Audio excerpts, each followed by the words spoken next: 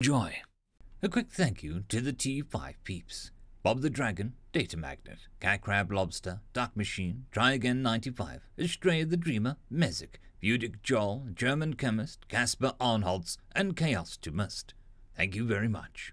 Story number 1. Technically true, written by Warp Mind. 3 days of negotiations with the humans, and when broken, our talks were transmitted home, live, over FTL comms. And now half the fucking Senate is arguing whether it would be safe to demolish their world to be sure, or if we should just quarantine the whole damnable planet against outside interference. But I get ahead of myself. We contacted humanity a standard month ago, and made the standard exchange of cultural documents, samples of great literature and artwork, historical records, linguistic files for translation, the usual stuff to understand one another. Nothing that could be weaponized like biological data. They seemed mostly intrigued by our translators. Well, the scientific representatives did. I understood them as wanting to pick one apart and see how it worked. Bless them. Not everyone does, which gave me some reason for optimism in our dealings with them.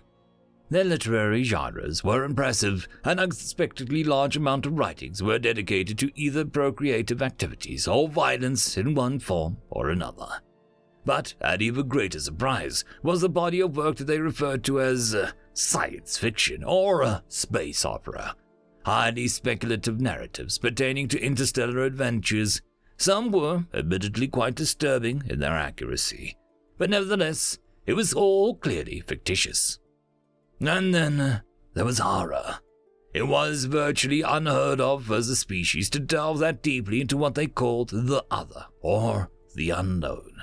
I had heard a few other Deathwalder species that had myths and tales of apex predators that could not be seen or heard, but nothing near the extent that the humans had.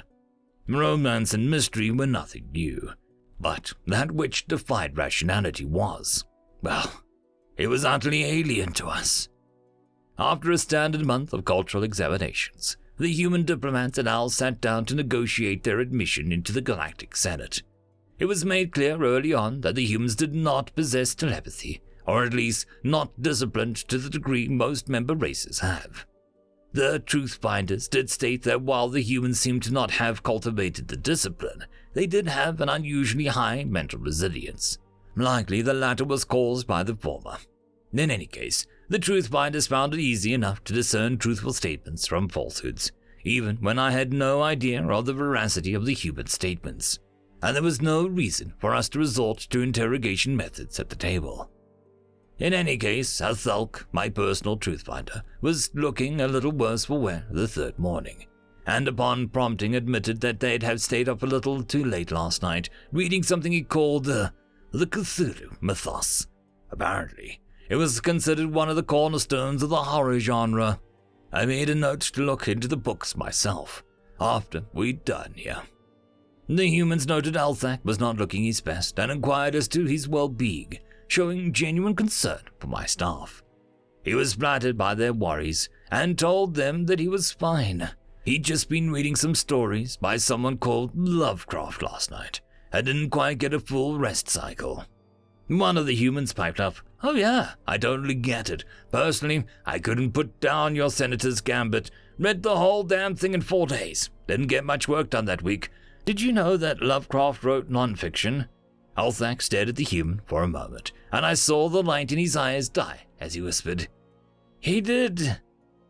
That's true." Then passed out. The meeting was adjourned for the day. The cultural data was already at the Senate, and the live transmission created an almost riotous mood in the chamber as the senators examined the writings in question. Althak didn't make it. A part of him just shut down in terror at the implications of the human's truthful statement. I asked the human about it a few hours later, and he lamely replied that, "Oh yeah, he started out with scientific articles before turning to fiction. Yes, I should have specified that. Fucking humans. First time I've seen someone kill with a technical truth." End of story. Story number 2. Human. Written by Terran Eclipse 3101. Class 01 Hygia Phraxia. hugged her lasgun close to her chest as another explosion went off around her. From her hiding spot in the shell crater filled with the dead of her comrades, she looked on in fear and horror as wave after wave of insect-like creatures known by the larger galactic community simply as the Ryuk advanced towards her position.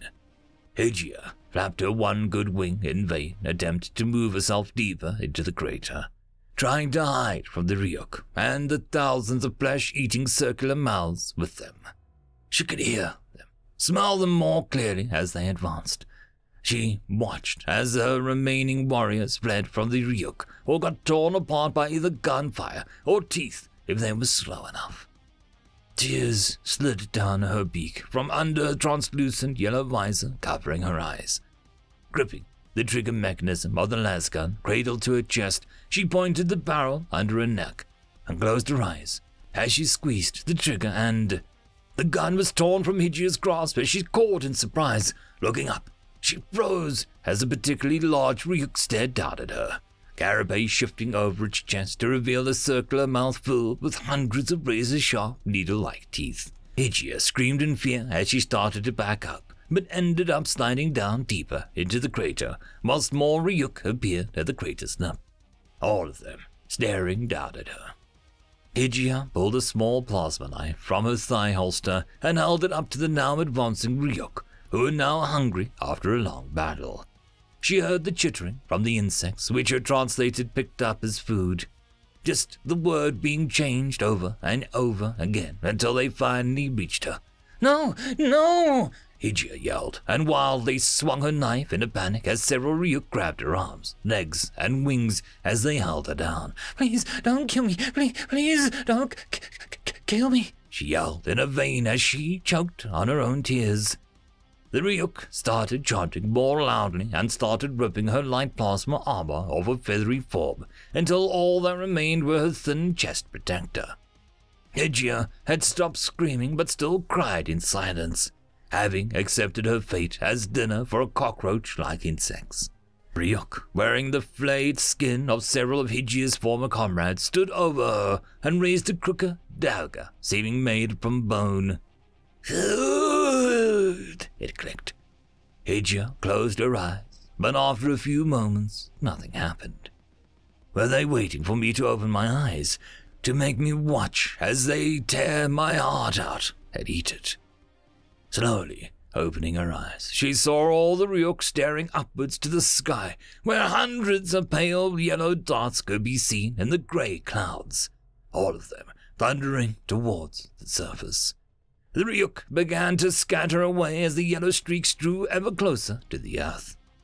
The first yellow streak landed and revealed itself to be a large grey cylinder with white stripes and a skull of a creature painted onto it, with a language that she had never seen underneath it.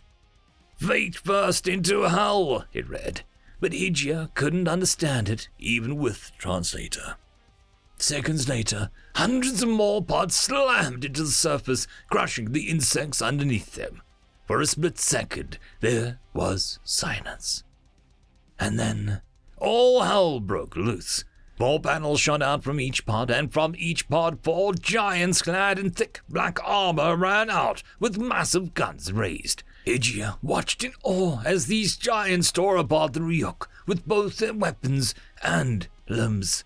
The Ryuk shot back with sickly yellow plasma bolts, but each shot was just harmlessly absorbed by the black armor of the giants. The plasma fire was drowned out by the thunderous booms of the giants as they began to push forward, each giant taking hundreds of plasma bolts before even grunting. The Ryuk were stunned as they were cut down, and for the first time since this war's beginning, the Ryuk retreated. Hygia almost pitied the Ryuks as the giant literally crushed them under their steps. Almost. Grabbing her rifle and with a squawk of rage, she began firing into the retreating Ryuk, ignoring the pain in her leg and the numbness of her arms as she kept firing until the barrel literally started melting. With an exhausted groan, she fell to her knees, rifle clattering to her side. She didn't care if she even hit any retreating Ryuk or not. Just happy that she wasn't being digested and the Ryuk's loss. As the thunderous booms of the giant's weapons began to fade into the distance, two mud, blood, and gore-caked black armored boots stopped in front of her vision. Looking up, she saw one of the giants standing over her. Black armor dotted in plasma marks, and the red cross on its chest seemed to be flaking as the silver visor stared down at her. Even with the visor covering its face, she could tell the creature was making eye contact with her. "What are you?" Hygia asked as the giant sat on its knees and bent forward, injecting something into her neck as her body felt numb and tired. "Human," it replied in galactic common with a deep voice as darkness took her. End of story. And that, my friends, concludes this video. I hope that you enjoyed.